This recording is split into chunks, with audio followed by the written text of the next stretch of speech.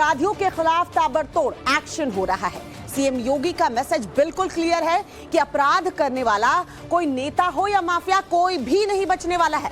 हाल ही में ऐसा हुआ, यूपी के 2 और शहरों में माफिया और गैंगस्टर के खिलाफ एक्शन देखने को मिला। कैसे अपराधियों को उनके कुकर्म की सजा मिल रही है, खबर जरूरी है में सबसे पहले वही आपको बताएंगे। शुरुआत करते हैं यूपी के फतेहपुर से। बड़ी खबर यह कि सपा नेता हाजी रजा की करोड़ों की संपत्ति यहां कुर्क की गई है। जी हां, गैंगस्टर एक्ट के तहत कार्रवाई की गई है। पुलिस ने कार्रवाई करते हुए हाजी की 2 करोड़ की संपत्ति यहां पर कुर्क की है।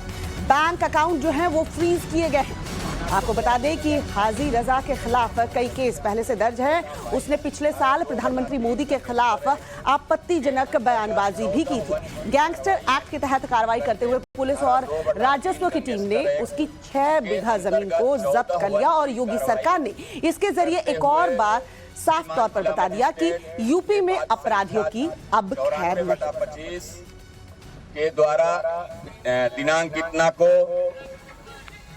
गाटा संख्या 353 अंश 1/6 भाग को कुर्क किया गया है। एक के बाद एक पुलिस की कार्रवाई देखने को मिल रही है अपराधियों के खिलाफ, चाहे वो कितना भी बड़ा नाम क्यों ना हो।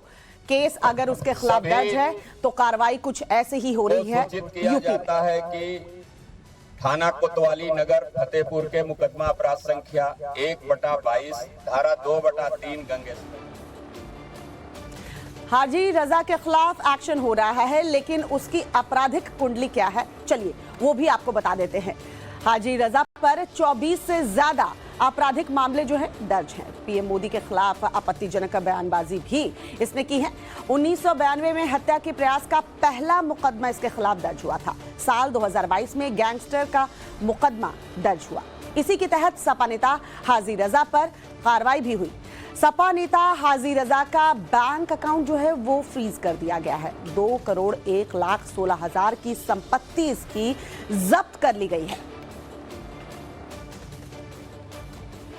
सर्व संबंधित को सूचित किया जाता है कि मुकदमा अपराध संख्या 1/22 धारा 2/3 गैंगस्टर एक्ट अधिनियम थाना कोतवाली नगर से संबंधित अभियुक्त हाजी रजा उर्फ मोहम्मद रजा सनाफ मोहम्मद मोबिन निवासी पनी थाना कोतवाली नगर के द्वारा अवैध गतिविधियों से अर्जित संपत्ति को 14(1) के अंतर्गत श्रीमान जिला मजिस्ट्रेट फतेहपुर के द्वारा दिनांक 17/1/2025 के आदेश के क्रम में आज कुर्क किया गया है।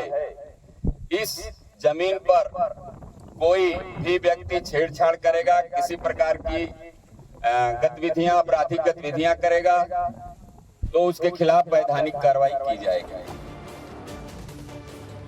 कहा जाता है कि समाजवादी पार्टी के नेता हाजी रजा की फतेहपुर इलाके में बहुत पैठ है। जिस हाजी रजा के खिलाफ कार्रवाई हुई उसका पॉलिटिकल बैकग्राउंड भी जरा आप जान लीजिए। हाजी रजा का राजनीतिक प्रभाव आपको बताते हैं। समाजवादी पार्टी के कद्दावर नेता हैं। लगातार 6 बार इलाके के पार्षद रह चुके हैं। लोकसभा चुनाव में महत्वपूर्ण भूमिका इन्होंने निभाई। फतेहपुर सांसद की जीत में अहम रोल इनका बताया जाता है। हाजी रजा की मां भी राजनीति में रही हैं। मां नजाकत खातून नगर पालिका की अध्यक्ष रही हैं, यानी खूब दबदबा हाजी रजा का रहा है। फतेहपुर के साथ साथ मुजफ्फरनगर में भी एक्शन देखने को मिला है। अवैध प्लॉटिंग करने वालों के खिलाफ यहां भी कार्रवाई हुई है। अवैध प्लॉटिंग की 38 बीघा जमीन बताई जा रही है, जिस पर बुलडोजर एक्शन देखने को मिला है। सोचिए, लोग इन पर भरोसा करते हैं, जमीन खरीदते हैं, घर बनाने का सपना देखते हैं, लेकिन ये भू माफिया बाद में उनसे करोड़ों रुपए की जमीन जो है हड़प लेते हैं, करोड़ों रुपए हड़प कर भाग जाते हैं। ऐसे में एक बार फिर से भू माफिया के खिलाफ ताबड़तोड़ एक्शन देखने को मिला है। बुलडोजर कार्रवाई कैसे हुई है, तस्वीरों के माध्यम से जरा देखिए। और ये 3 तस्वीर इस वक्त आपकी टीवी स्क्रीन पर। मुजफ्फरनगर यूपी में अवैध प्लॉटिंग पर एक्शन हुआ है। अवैध कॉलोनियों पर कार्रवाई देखने को मिली है। 38 बीघा जमीन बताई जा रही है जिस पर यह बुलडोजर एक्शन हुआ है।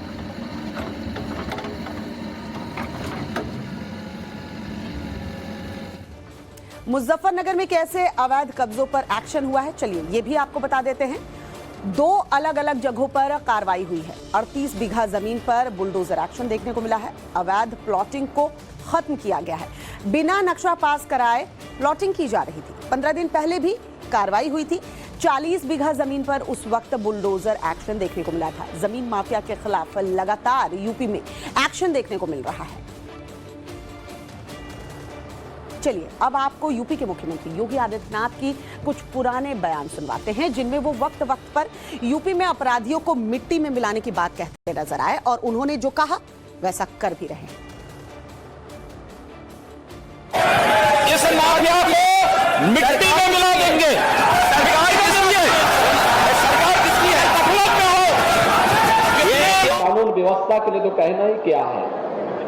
जो लोग पहले उत्तर प्रदेश की कानून व्यवस्था को बताते थे, आज आप देख रहे होंगे उनके सामने स्वयं के जान के लाले पड़ रहे हैं। जब कोर्ट उन्हें सजा सुनाती है तो उनकी पैंटें भी गीली होती हुई देखती है। जनता देखती है कि कैसे माफिया पहले जनता को तबाह करते थे, उद्योगपतियों को धमकी भेजते थे, व्यापारियों का अपहरण करते थे, और आज उनकी सब सिट्टी पिट्टी गुम है।